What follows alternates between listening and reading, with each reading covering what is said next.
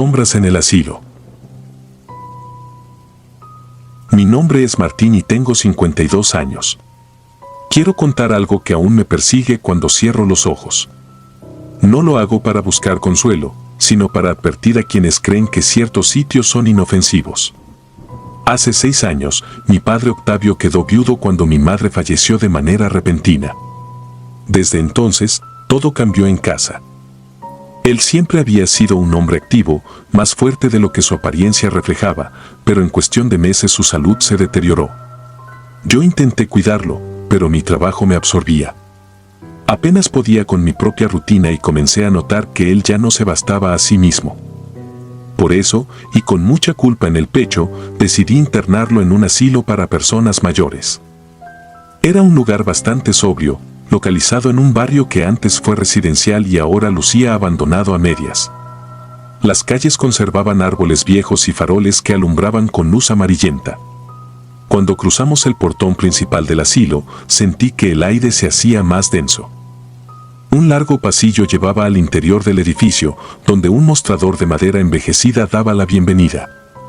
Las paredes, de un color gris indefinido, parecían exhalar un olor a desinfectante mezclado con humedad. Mi padre se mostró serio, resignado. Asentía con la cabeza cuando la coordinadora le explicaba la rutina diaria y las normas.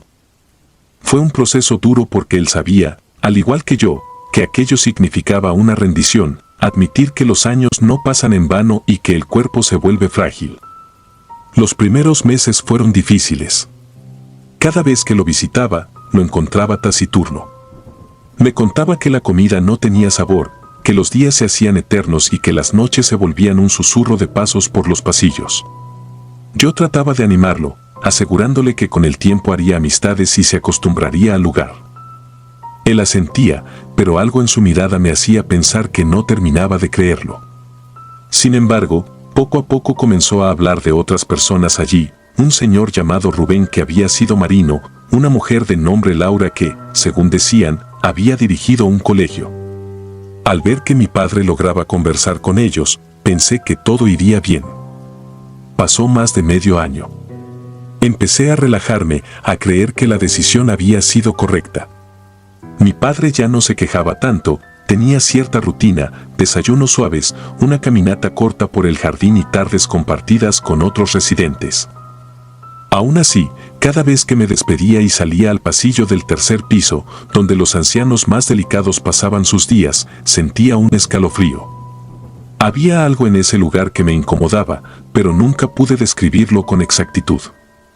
Los pasillos eran largos y fríos, la pintura estaba descascarada en las esquinas y el silencio de la noche, cuando me quedaba hasta tarde, era quebrado por murmullos que parecían llegar desde muy lejos.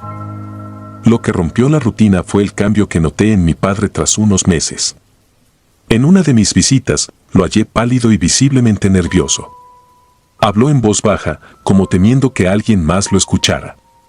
Me confesó que había comenzado a ver cosas extrañas, presencias que se movían en los pasillos después de la medianoche. Al principio lo atribuía a su edad o a los fármacos.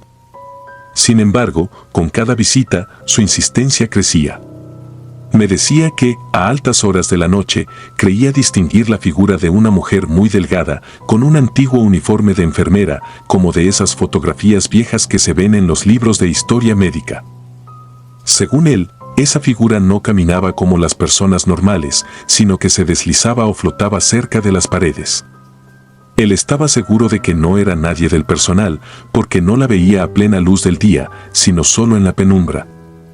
Cada vez que mi padre sacaba el tema, yo trataba de evitar que se obsesionara, diciéndole que seguramente era producto de su imaginación. Pero mi tranquilidad se quebró cuando, en otra visita, un anciano sentado en una banca del patio me preguntó sin preámbulos si yo también había visto a la enfermera flotante. Aquello me heló la sangre. Me habló de manera casual, como si fuera un asunto del día a día. Confesó que a varios de los residentes les quitaba el sueño esa aparición. Además, afirmó que el patrón era siempre el mismo, quien la veía de cerca, quien podía apreciar sus rasgos difusos y escuchar su respiración ronca, no tardaba en enfermar gravemente y, antes de morir, tenía una última visión de ella junto a su cama. Después de escucharlo, fingí escepticismo, sonreí con incomodidad y me retiré. Pero esa idea quedó clavada en mi mente. Con el tiempo, al conversar con otras enfermeras, descubrí que todas conocían la historia. Ninguna lo admitía abiertamente, pero se miraban entre sí con cierto recelo cuando el tema surgía. Decían que era una vieja leyenda del asilo, un mito para explicar miedos y fantasías de los pacientes. Sin embargo, algunas intentaban no hacer guardias en la noche, pretestaban dolor de cabeza o cambiaban turnos.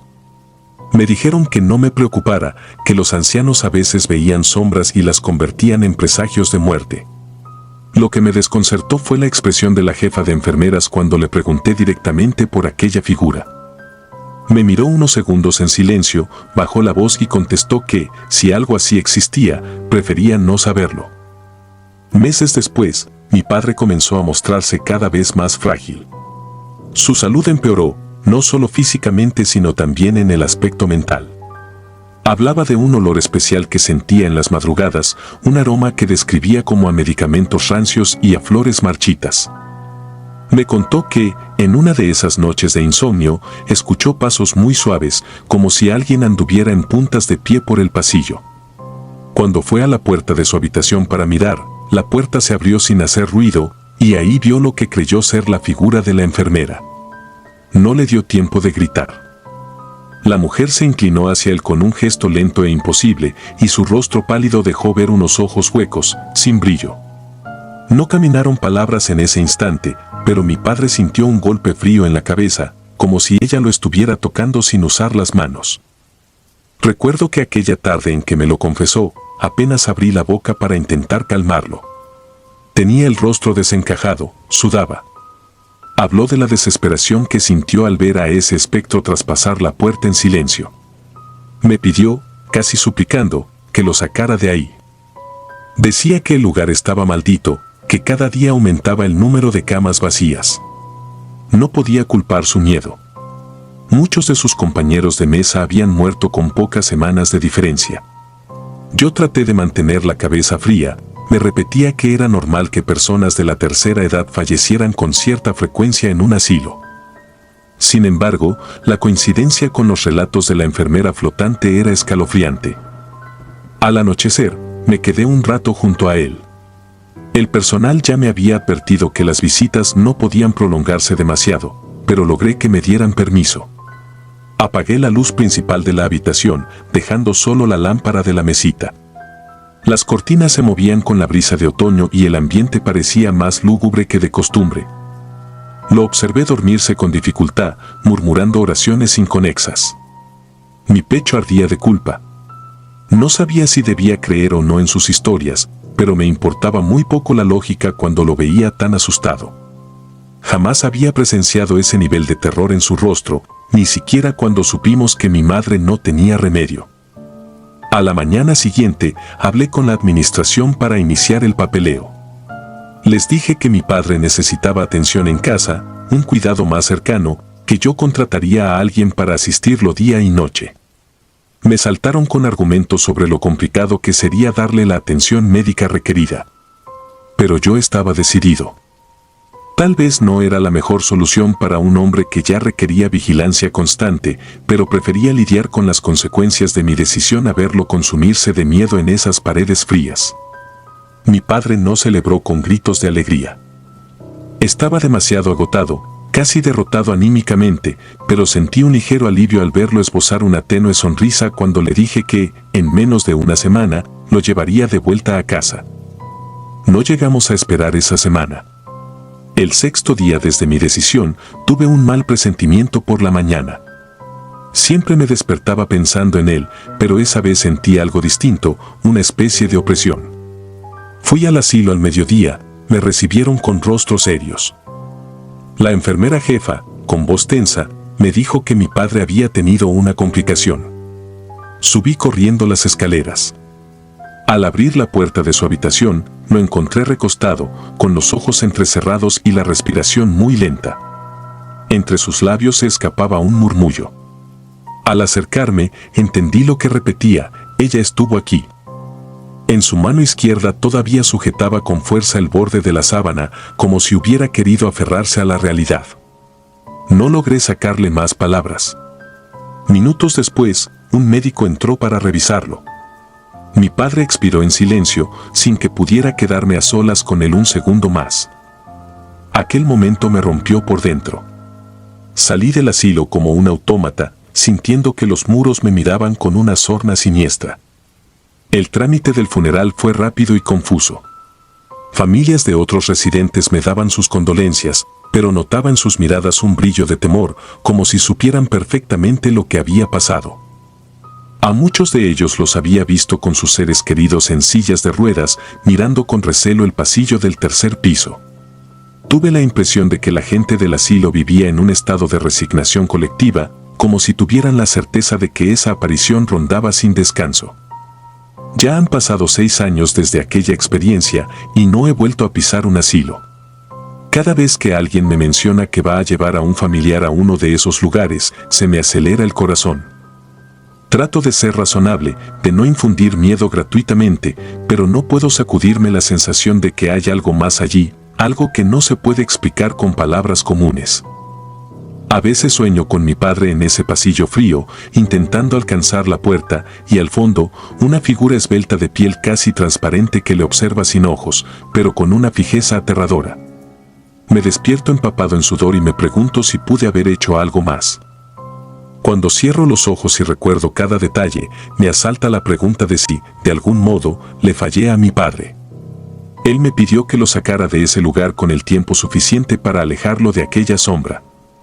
Esperé demasiado, dudé demasiado, creyendo que su miedo era una paranoia anciana.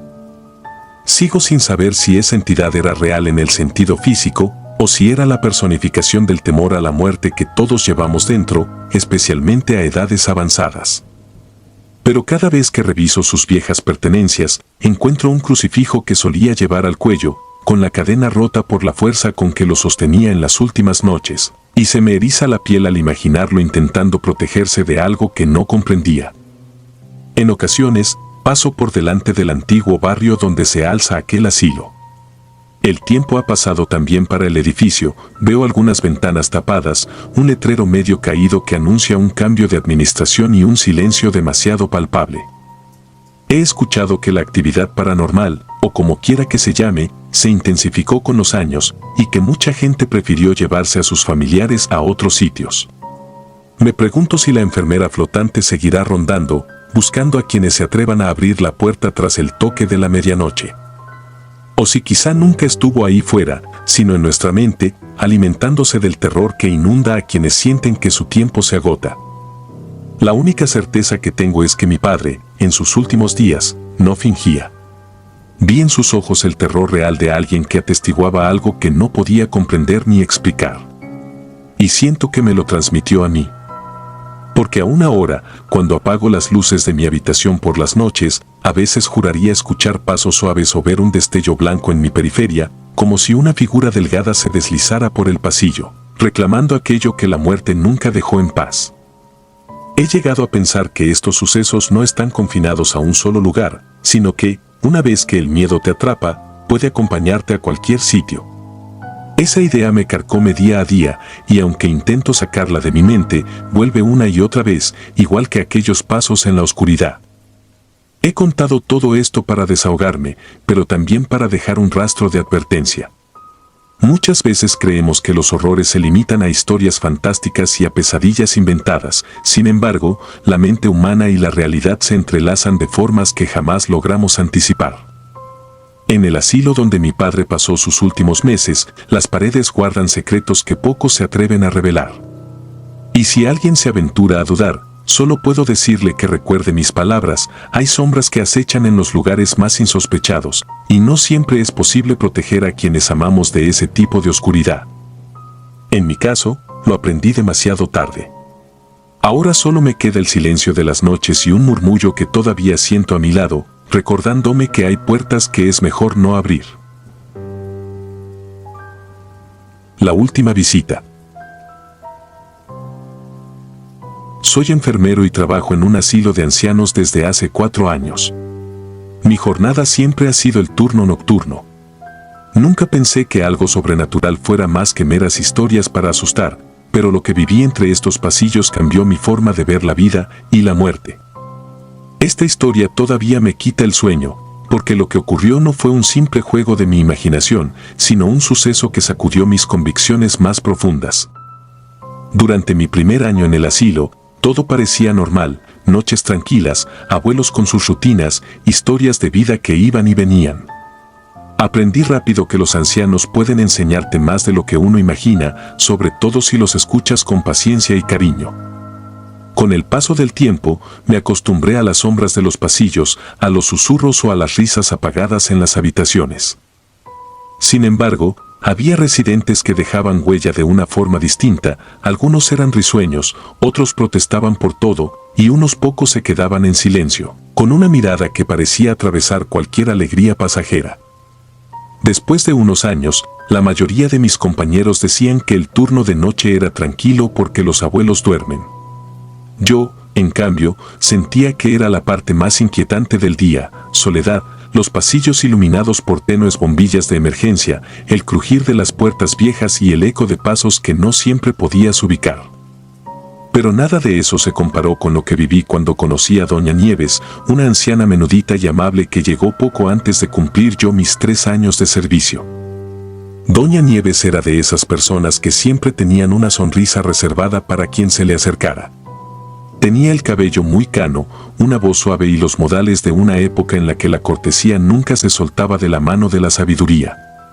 Me llamaba hijo cada vez que me veía, aunque en realidad ella trataba a todos con ese mismo cariño. Pero entre nosotros se formó un lazo especial desde el principio.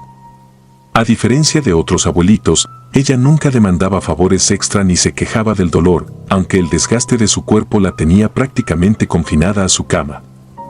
Siempre me decía que, si uno mantenía la mente en paz, la vida sería más llevadera, por más adversidades que existieran alrededor. A lo largo de mis noches, cuando yo iba a llevarle su cena o a revisar sus signos vitales, ella me ofrecía palabras de aliento. Hablábamos de cosas personales, de mi familia, de mis sueños de comprarme una pequeña casa algún día, de lo mucho que me pesaba ver a quienes sufrían. No importaba que tan cansado estuviera, siempre encontraba refugio en su conversación pausada. Ella repetía una frase que me retumbaba por dentro: «Tienes un gran corazón, hijo, pero no cargues con penas ajenas como si fueran tuyas». Decía que yo debía aprender a cuidar mi salud emocional, porque en ese asilo cada historia podía herir si la dejabas entrar demasiado. Con el paso de los meses, su salud decayó. Ya no podía ni levantarse sola para ir al baño y yo la ayudaba con cuidado. Era duro ver cómo su cuerpo se reducía a un frágil esqueleto cubierto de piel fría y temblorosa. Un médico comentó que tal vez no pasaría de aquel invierno y yo me aferré a la esperanza de que se recuperara. Incluso aporté un poco de mi sueldo para ayudar en algunos de sus gastos médicos. Aún así, parecía que cada día se consumía un poco más. La impotencia me acompañaba noche tras noche. Solo su sonrisa serena me hacía pensar que la esperanza era posible, aunque su agotamiento fuera cada vez más evidente. Llegó un punto en el que todos los del asilo sabían que a Doña Nieves no le quedaba mucho tiempo. Sus momentos de lucidez eran cada vez más cortos. A veces me reconocía, a veces se quedaba mirando un punto fijo y murmuraba cosas que no lograba entender. Me partía el alma verla tan débil, sobre todo porque había sido mi amiga, mi confidente y mi mejor consejera en aquel lugar lleno de historias tristes. Una noche de invierno, más fría de lo normal, salí tarde de mi casa y llegué con media hora de retraso al asilo. Encontré al compañero a quien debía relevar esperándome con evidente prisa.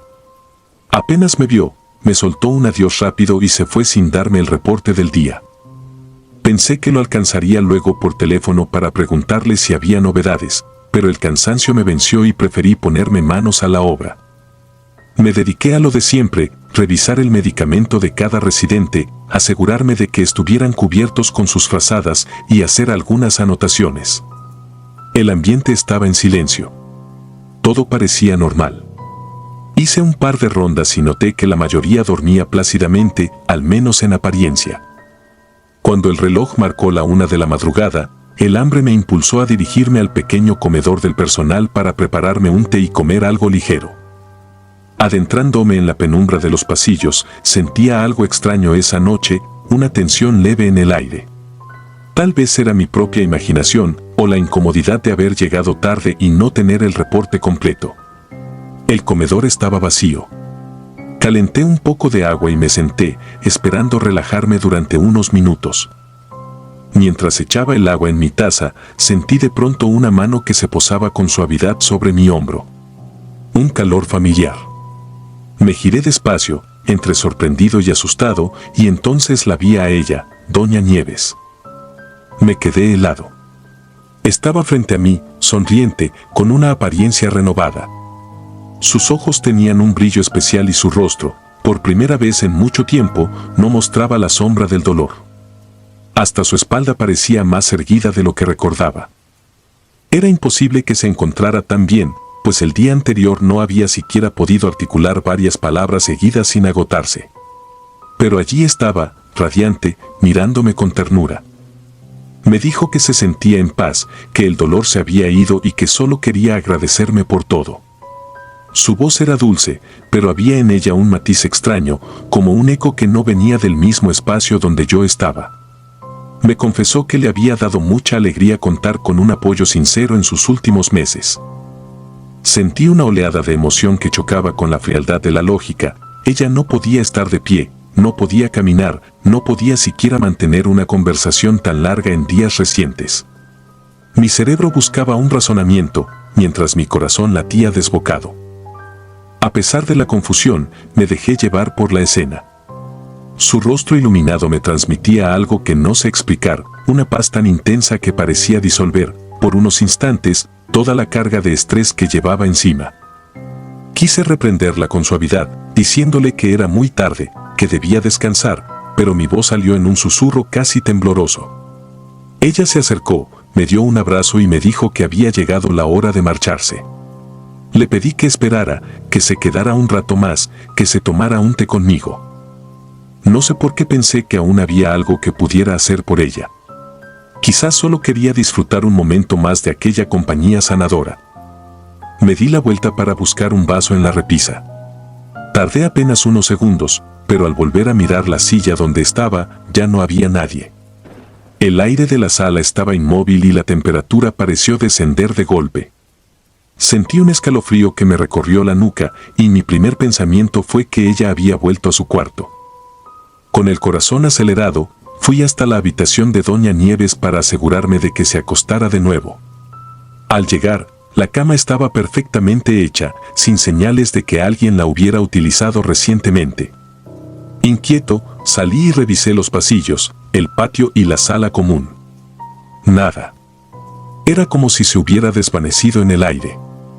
Pasé casi una hora buscándola, llamándola por su nombre en voz baja y con un nudo en la garganta, temiendo que se hubiera desorientado. La desesperación me llevó a llamar al encargado del asilo, a pesar de la hora. Apenas atendió, le dije con la voz agitada que Doña Nieves no estaba en su cama ni en ningún otro sitio. Hubo un silencio largo del otro lado. Luego me preguntó, con tono suave, si estaba seguro de lo que decía. Le repetí con nerviosismo que ella se había levantado y que la había visto con mis propios ojos en el comedor, caminando como si estuviera bien de salud.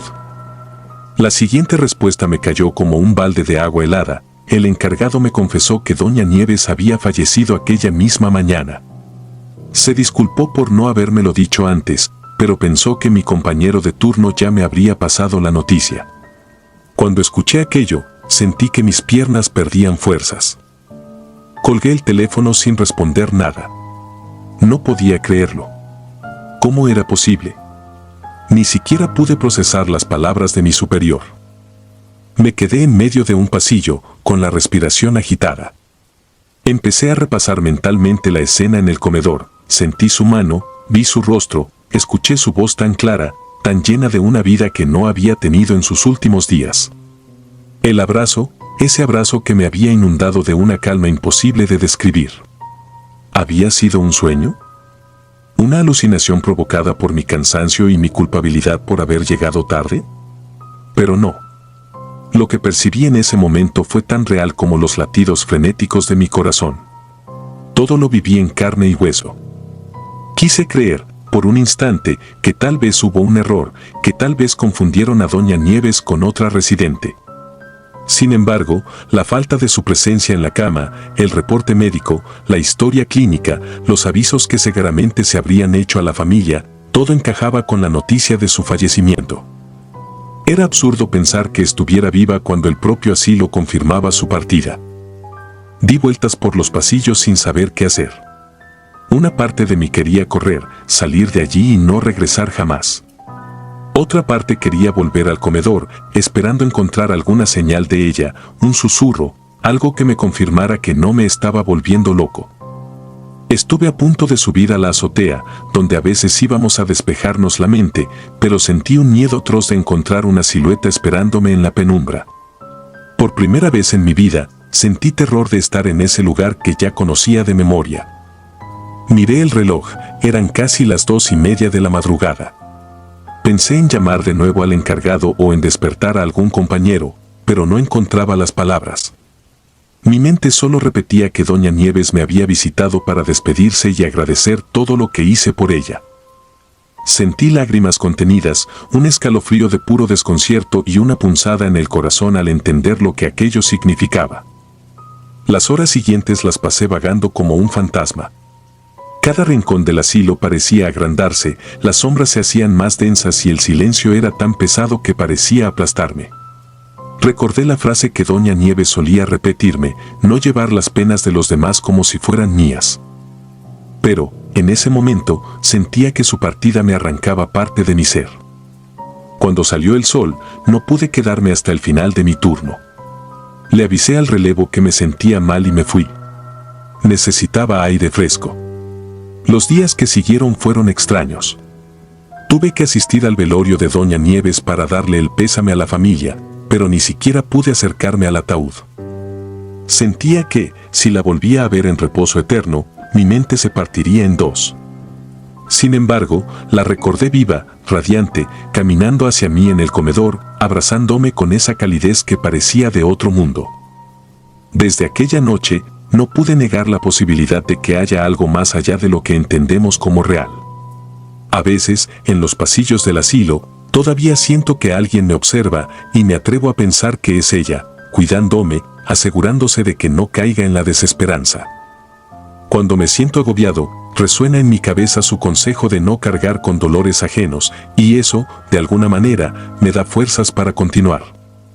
Hoy comparto mi historia sin esperar que todos la crean. Sé que muchos pensarán que fue fruto del cansancio, del estrés acumulado o de un momento de confusión. Pero nadie podrá negarme lo que sentí en aquel abrazo, la paz absoluta y el cese de cualquier miedo. Sigo trabajando en el asilo, aunque muchas noches me asalta el recuerdo de su rostro luminoso apareciendo de la nada. Y, a veces, por un instante, dudo entre sentir pánico o gratitud. Quizá doña Nieves me regaló el último destello de su bondad antes de descansar para siempre. Mientras tanto, sigo con mi rutina, reviso a los ancianos, vigilo que estén cómodos, les ofrezco algo de compañía en la larga noche. Pero ahora, cuando escucho un crujido en el pasillo desierto o veo una figura moviéndose en la penumbra, no corro a buscar una explicación lógica de inmediato. Prefiero pensar que, en la delgada línea que separa la vida de la muerte, hay afectos que no entienden de límites terrenales. Y si alguna vez la siento cerca, no será un motivo de terror, sino un recordatorio de que las almas agradecidas pueden regresar para darnos un último consuelo o una última visita. Infierno entre los muros. Cuando era joven, nunca imaginé que pasaría tantas noches en un asilo de ancianos, y mucho menos que aquellas paredes encerrarían un secreto tan siniestro. Nunca fui una persona temerosa de lo sobrenatural, solía atribuirle todo a la lógica y a la razón. Pero mi escepticismo se resquebrajó la primera vez que puse un pie en el hogar Valle Sereno, un lugar que cambió para siempre mi forma de ver el mundo y lo que habita en las sombras. Recuerdo perfectamente el día que mi madre me pidió que visitara a mi tío Antonio, quien llevaba un par de meses internado allí. Yo había escuchado comentarios sobre aquel asilo, solía ser tranquilo, los cuidadores se esmeraban en mantener las habitaciones limpias y la comida, aunque sencilla, era lo suficientemente nutritiva. A primera vista, todo parecía en orden.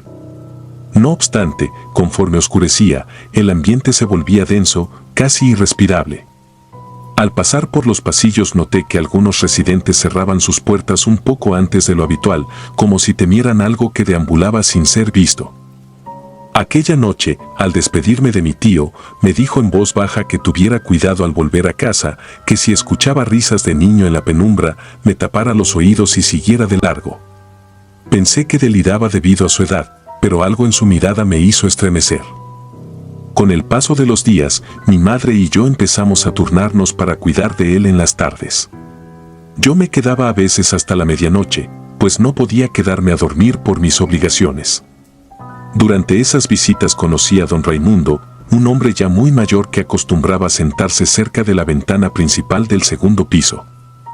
Casi no hablaba con nadie, pero parecía observarlo todo. Una vez me acerqué a saludarlo, e intentando romper el silencio le comenté lo agradable que lucía el lugar de día.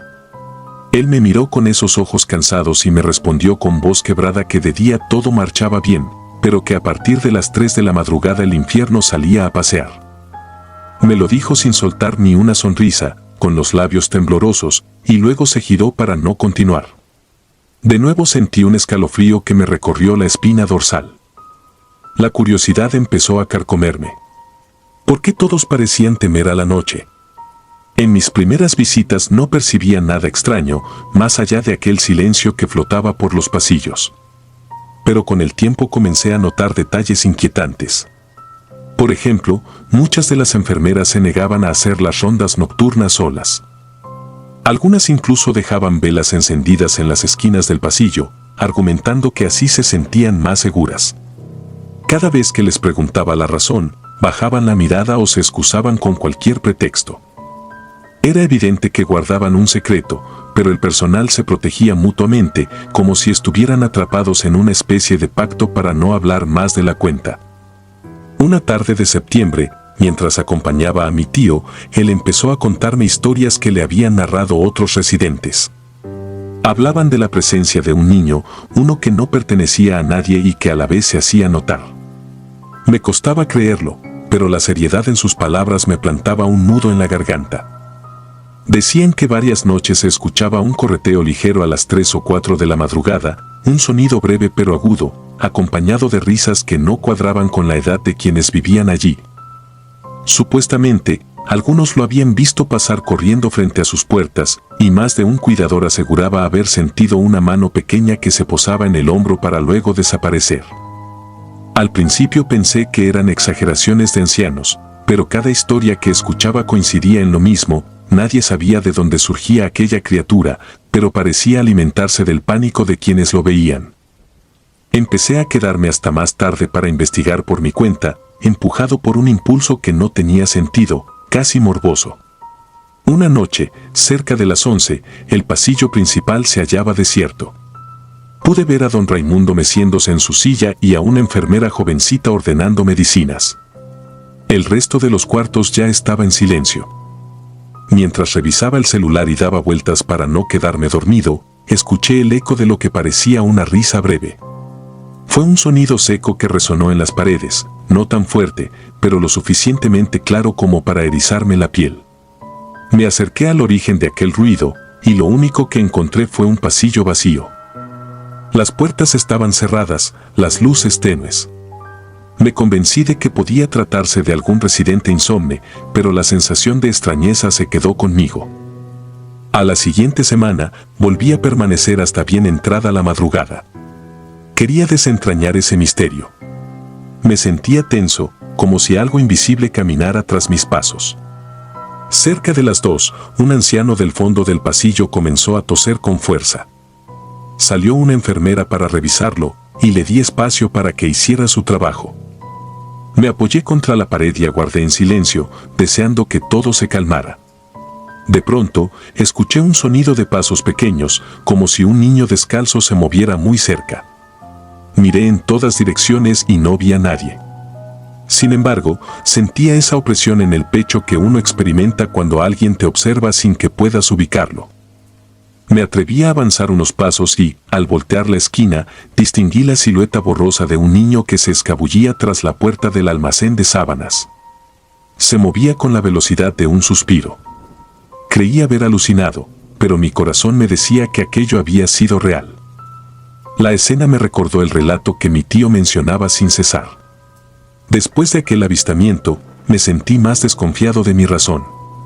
Lo que más me perturbaba era que casi todos los residentes coincidían en la descripción de esa figura infantil: piel ceniza, ojos demasiado abiertos, un rostro quieto y frío.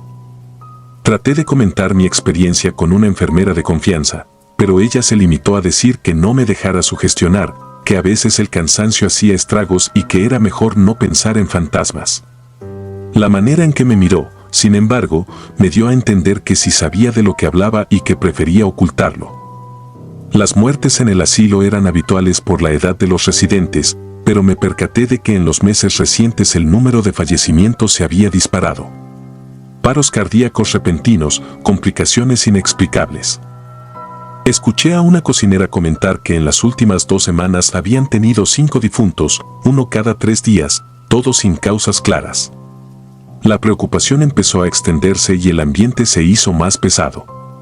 Algunas enfermeras abandonaron el empleo sin siquiera regresar a recoger sus sueldos. Se rumoraba que el director estaba desesperado porque el prestigio del hogar Valle Sereno se esfumaba y no sabía cómo mantener la fachada de normalidad. Con cada visita notaba a mi tío Antonio más pálido, más asustado. Insistía en que, al llegar la medianoche, algo recorría los cuartos y se detenía junto a las camas, como si analizara a cada persona. Varias veces lo encontré rezando en voz baja, pidiendo protección para que eso no se le apareciera. En una ocasión, lo descubrí con un crucifijo en la mano y lágrimas en los ojos. Me dijo que había sentido un frío insoportable en los pies y al bajar la mirada creyó ver una mano diminuta que se desvanecía. No podía sacarse de la cabeza que, tarde o temprano, ese niño fantasma vendría por él también. Llegó la noche que marcó mi propia experiencia aterradora. Eran casi las 3 de la madrugada cuando decidí recorrer el corredor del ala oeste, un sitio poco transitado por la noche. Quería cerciorarme de que todo estuviera bien antes de irme a descansar a la banca cercana a recepción. El lugar estaba en silencio absoluto, apenas iluminado por unas lámparas débiles.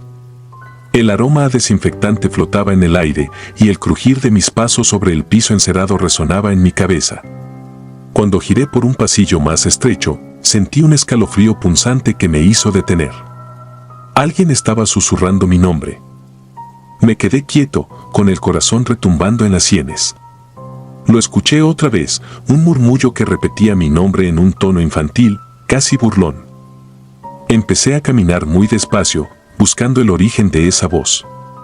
De pronto, percibí un roce frío en mi mano derecha, como si unos dedos pequeños y helados intentaran sujetarme. Me quedé paralizado. Y entonces lo vi, un niño acuclillado en el rincón, observándome con ojos tan oscuros que casi no se distinguía la pupila. Su piel era grisácea y su boca se curvaba en una mueca inexplicable. Abrí la boca para soltar un grito, pero lo único que emergió fue un jadeo ahogado. Cuando me atreví a dar un paso hacia atrás, él se incorporó con una lentitud que me dejó sin aliento. No supe si fue el miedo o alguna extraña presión en el ambiente, pero mis piernas se contrajeron y caí de espaldas. En ese instante, se apagó la luz del pasillo. Todo fue un caos. Sentía mi respiración desbocada, como si estuviera a punto de sufrir un ataque. Entre tinieblas, oí una risa aguda que me rompió los nervios. Como pude, me arrastré lejos, tanteando la pared, mientras un escalofrío me recorría hasta la nuca. Cuando la luz regresó, el pasillo estaba vacío, sin rastros de esa criatura. Sin embargo, el terror seguía adherido a mi piel. Regresé con dificultad a la banca de recepción y me encontré a una enfermera pálida, temblando. Me dijo que varias lámparas se habían fundido al mismo tiempo en distintos sectores del edificio. Ninguna de las cámaras internas había registrado nada anormal, pero su expresión me revelaba que ya no aguantaban más. Esa noche, nadie pegó un ojo. Yo solo quería sacar a mi tío de ese lugar. Presentí que, de seguir allí, Algo terrible terminaría por sucederle. Al día siguiente, solicité los papeles para llevarme a mi tío a casa. Me lo autorizaron sin muchos rodeos, como si les quitara un peso de encima. Él estaba exhausto, pero no dejó de suplicarme que lo sacara cuanto antes. Pasé por su habitación para empacar sus pocas pertenencias y al abrir uno de sus cajones me topé con recortes de periódico viejos. En ellos se hablaba de un incendio ocurrido muchos años atrás, cuando el asilo funcionaba como un orfanato estatal. Según esos reportes, varios niños perecieron en aquel incidente y muchos cuerpos nunca fueron recuperados. Al parecer, la estructura fue remodelada y convertida tiempo después en el Hogar Valle Sereno. Tragué saliva, sintiendo que la historia que me contaban no era una simple leyenda.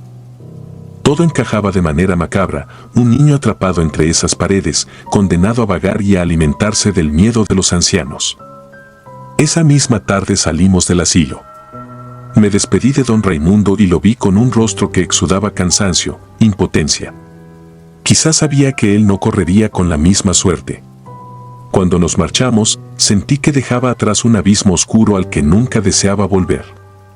Creía que aquello sería el final de mi relación con ese lugar, pero seguí escuchando noticias extrañas los meses posteriores. Se corrió el rumor de que otros residentes habían muerto en circunstancias similares y que las enfermeras ya no soportaban trabajar allí. Poco tiempo después, el Hogar Valle Sereno cerró sus puertas. La explicación oficial hablaba de problemas financieros y de una supuesta renovación de las instalaciones, pero en el pueblo todos sospechaban la verdadera razón. Nadie quiso dar más detalles, pues existía un miedo profundo a remover esa herida que se había vuelto una pesadilla. Mi tío no volvió a ser el mismo, los recuerdos de esas noches en que escuchaba pasos diminutos y risas escalofriantes lo persiguieron hasta sus últimos días. Varias veces lo sorprendí hablando dormido, pidiendo que lo dejaran en paz. Despertaba bañado en sudor, con el crucifijo sujeto a sus manos temblorosas. Yo también comencé a tener pesadillas, reviviendo esa mirada fija en la oscuridad, esos ojos enormes que me observaban sin parpadear. Han pasado años desde entonces, y todavía, a veces, cuando la noche se vuelve silenciosa, me sacude la idea de que algo podría estar de pie en el rincón de mi habitación, mirándome con ojos hambrientos. Me atemoriza pensar que esa fuerza que habitaba en el asilo no haya desaparecido, sino que esté vagando, buscando nuevas presas. Pese a mis intentos por aferrarme a la lógica, no puedo ignorar los escalofríos que recorren mi espalda cuando cierro los ojos e imagino esos pasillos a oscuras, las puertas clausuradas y el eco distante de risas infantiles. Algunos días me atrevo a rezar, aunque nunca fui religioso, con la esperanza de que la fe, al menos, me otorgue un poco de consuelo. No sé si las almas de esos niños sigan atrapadas en aquel edificio clausurado, pero guardo la certeza de que lo que allí habitaba era demasiado real, demasiado palpable en cada muerte sin explicación, en cada grito ahogado por el miedo y en cada puerta que se cerraba antes de la medianoche. El Hogar Valle Sereno se volvió una historia prohibida, una leyenda en el pueblo que pocos se atreven a mencionar. Y yo, cada vez que paso cerca de esas calles, acelero el paso y desvío la mirada, no queriendo toparme con sus ruinas, evitando que el recuerdo de aquella risa escalofriante me abrace de nuevo. A menudo me preguntan si de verdad creo en fantasmas. Nunca respondo con un sí o con un no. Solo me quedo en silencio, porque mis palabras nunca alcanzarían para describir lo que sentí. Y cada vez que el viento sopla con un silbido agudo en la madrugada, no puedo evitar revivir en mi mente esa silueta diminuta moviéndose en los corredores, con un rostro inhumano, dispuesta a robar el aliento de quien se atreva a mirarla a los ojos. He aprendido que hay secretos que es mejor no descubrir, historias que sellan destinos y lugares que guardan ecos de tragedias que no deberían repetirse. La huella que me dejó el asilo es imborrable. Pienso en sus paredes manchadas de temores, en los cuartos donde tantos ancianos perdieron la vida con un último suspiro aterrado, en los pasillos cargados de sombras. Pero sobre todo pienso en ese niño silencioso que en las noches clamaba atención y que, de alguna forma, seguía viviendo entre paredes frías, como un llamado siniestro a la fragilidad humana. Conservo aún la imagen de sus ojos fijos, tan oscuros que parecían un abismo, y cuando el insomnio me acecha, evito voltear hacia las esquinas, temeroso de que algo vuelva a manifestarse. Porque, después de tanto tiempo, sé que existen horrores que no se desvanecen con la luz del día. Simplemente se esconden, aguardando el momento de susurrarte al oído y llevarte hasta el borde mismo de la locura.